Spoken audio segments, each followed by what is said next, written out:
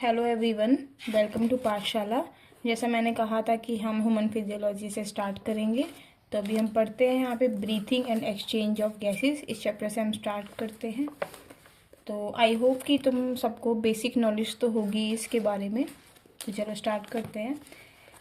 As you have read earlier, oxygen is utilized by the organism to indirectly break down simple molecules like glucose, amino acid, fatty acid, etc.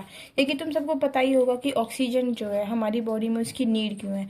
Organisms क्या करते हैं, उसको use करते हैं हमारी body के अंदर मॉलिक्यूल्स को तोड़ने के लिए, जैसे कि glucose, amino acid, fatty acids etcetera.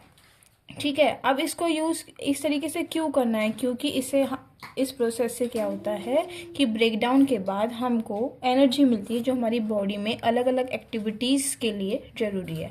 उसके बाद देखो कार्बन डाइऑक्साइड है, उसका कोई यूज़ नहीं है तो वो हमारी बॉडी से बाहर होने, तो इसी प्रोसेस के दौरान कार्बन डाइऑक्साइड भी रिलीज होती है। तो carbon dioxide which is harmful is also release during the above catabolic reaction. ठीक है, अब जो ये रिएक्शन हुई है ऊपर, इसी प्रोसेस में क्या होता है, CO2 भी रिलीज होती है। अब ये हमारी बॉडी के लिए हार्मफुल है, तो अब ये हमारी बॉडी से बाहर भी जानी है। तो it is therefore evident that O2 has to be continuously provided to the cells and CO2 produce by the cells have to be release out. तो इसका क्या मतलब है कि O2 है वो कंटिन्यू हमारी बॉडी को चाहिए। ठीक है, और जो CO2 है वो हमारी बॉडी से बाहर रिलीज होनी चाहिए।